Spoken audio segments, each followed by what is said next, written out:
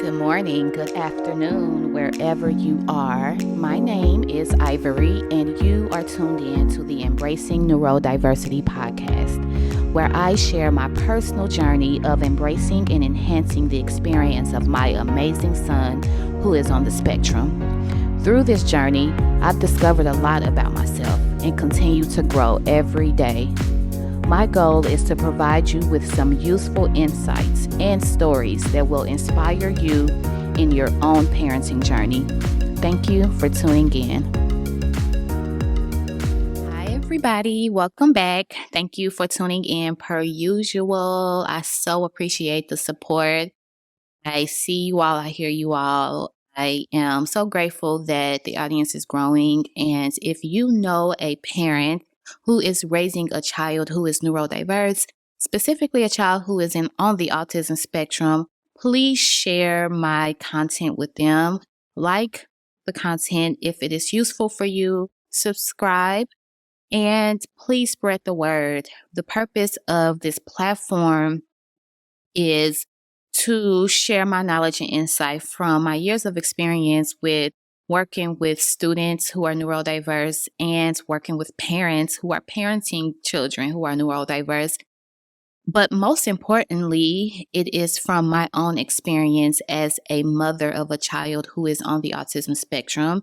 And so, in combining the two, the primary thing that I have learned, the primary lesson that I have learned is that I can read all the books. I can watch all the videos, quite frankly. But if I am not doing my own personal development as an individual, I won't be an effective parent to my child. And so my ultimate goal is that my son and many children like him are able to navigate a society that is not always supportive of their identity. And the number one way that you do that is by ensuring that their foundation is strong. You ensure that their foundation is strong by ensuring that you are being an effective parent. You ensure that you are being an effective parent by doing the internal work, by sitting with yourself, by packing your misconceptions about what it means to have a child who is on the autism spectrum, what it means to be a parent in general, unpacking a lot of the lessons we learned about parenting, and quite frankly, unpacking our own childhood experiences. Because if we don't do those things, we unconsciously operate in the ways in which we were treated and how we experienced our own parents, right? And so, with that being said, I do want to acknowledge that a lot of what I discuss on my podcast can feel heavy for a lot of people because I am tasking parents of neurodiverse children to look inward instead of outward. I'm clear that the work begins with us first. We are mirrors for our children, and a diagnosis is not a finality. It's simply an informative tool so that we know how to meet our children where they are and then effectively apply the strategies that we are learning along the way. But also so that we can begin to love our children exactly as they are, embrace our children exactly as they are, so that they can embrace and accept themselves exactly as they are, and then teach other people to do the same. One of our biggest fears as parents raising neurodiverse children, specifically children who are autistic, is one day when we have transitioned off of this earth, what is going to happen with my child? Are they going to be okay? Are they going to be independent? I don't want anyone to harm them, right? Like that is our biggest fear. It's not because they are incapable of living fulfilled lives. It's because, again, we live in a society that is not supportive of their identities and how they operate in the world.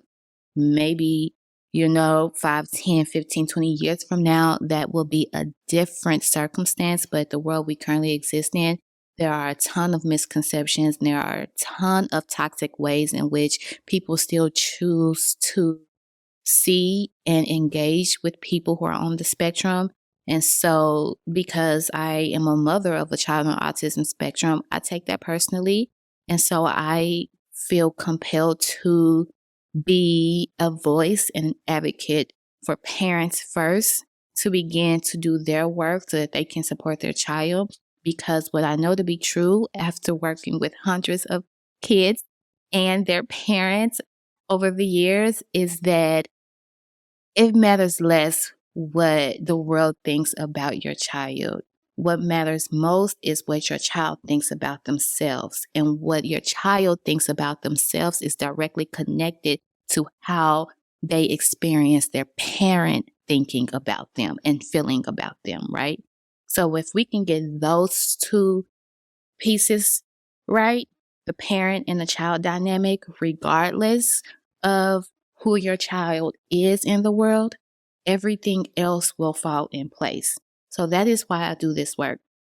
The other reason why I do this work is because I am an educator by trade. Quite frankly, I'm an educator just by DNA. It's in my bloodstream. And the other group of people, stakeholder that our children interact with are their teachers, folks at their school, right? And so, as a former school leader, I understand firsthand what the barriers and challenges are for teachers, for special education teachers, for school systems and structures in general, right? Especially post the pandemic.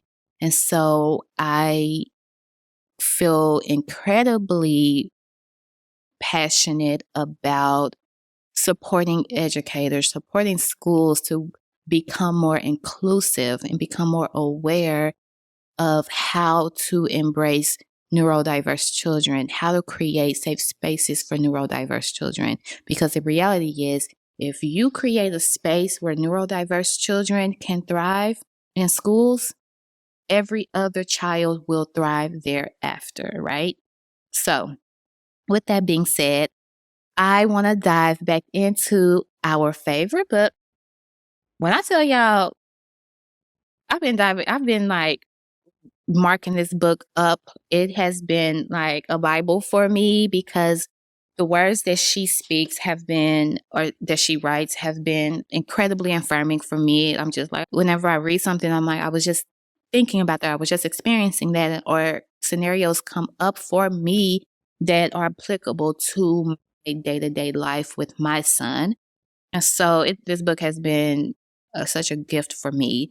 And so I want to share a lot of the lessons that I'm learning, how I'm applying it to my parenting in the hope that it can be something you implement in your own experience with your child. It truly works. Not because I'm thinking from a biased place as a mother who wants to believe that she's a good parent, but because I've gotten feedback from my son's teachers and family members and my own peers about how incredible my son is as a human being and how much he's grown over time. But most importantly, I've gotten positive feedback about the dynamic that people observe between myself and my son. I often hear that people love how I allow him to be free and allow him to be himself. I don't try to impose my own agenda upon Khalil. I always go back to the statement that I often mention to you all is that I'm clear that I am not in control. I am in charge, meaning that I guide, but if it is in friction or conflict with Khalil, and he will let me know because I am observant and communicative with him in several ways, then I step back and I watch and observe what he needs and what he wants, and I follow along. If you pay attention to your children, they will tell you what they need. Even our children who are nonverbal, right? So, with that being said, I want to go back into reviewing the book. In the past few episodes, we went through the chapters around being conscious, being present, being aware of your own trauma. And then there's a chapter around ego that I was originally really excited to dive into this week, but I was like, you know what? I feel like ego is a topic within itself that I want to unpack in a separate episode for a longer conversation. So I skipped over that chapter, and I actually wanted to dive into chapter 5, in which Dr. Shafali poses the question, is your child growing you up? Right? And that is kind of a reoccurring theme throughout her book in general. The idea that parenting isn't about this authoritarian approach in which I'm the parent, I'm the boss, you're the child, you have no power, you do as I say. It is a partnership, and it is a revelatory experience in which our children reveal to us the things that we need to heal within ourselves. And so, even with that, it is an absolute privilege to be a parent because our children are mirrors for the unhealed part of us and even the healed parts of us, right? And so, when she poses a question around, is your child growing you up? She's posing it from the perspective of what behaviors does your child exhibit that cause you to be reactive? And in that need to be reactive, those are the elements that you should pause, should think. Why am I being reactive to this right now? What about this is bothering me, right? And in waiting for that answer, we oftentimes are compelled to give these surface level responses around because my child won't sit down and ask, I'm tired and it's triggering me. Or my child is refusing to do their homework and making my day more complicated than it should be, right? Like those are surface level. We see that happening. We feel that that is our experience. But my charge for you is to go a little bit more deeper than that, right? If your child is refusing to do their homework and it's making your day a little bit more complicated, meaning maybe it's impacting your routine, why is it that your routine being impacted is making you want to react right now and yell at your child? Because you feel out of control of what is happening. And why is feeling out of control of what is happening such an issue for you? When we talk about the feeling of feeling out of control, it's because that we've had experience in our life in which we felt out of control and it did not end in a positive result. It didn't make us feel safe. It didn't make us feel whole. And so when we now as adults feel out of control in any other aspect of our lives, we want to do whatever we can to put things back in control, whether that's yell, scream, manipulate, create rules that only work for us, right? And so what our children do, if we allow, is to give us space to unpack those things and ask those critical questions, right? I love how she says that in the early years, parents function as mirrors for their children. Consequently, if you are unable to access your joy, you will be unable to be a mirror for your children's joy. Always. It's so important to prioritize yourself first because you cannot be a good parent if you are not good to yourself first. Good parenting does not look like exhausting yourself from sun up to sundown to care for your child and provide for your child and keep a clean home for your child. It doesn't look like that.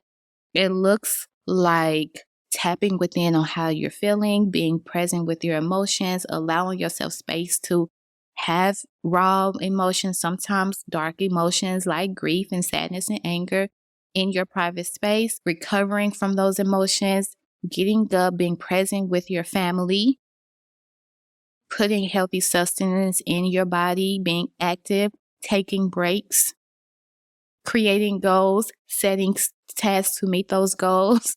Like it looks like those things. It looks like seeing what is happening around you as is without putting labels on them, right? Especially when it comes to having a neurodiverse child. especially when it comes to having a child who is autistic.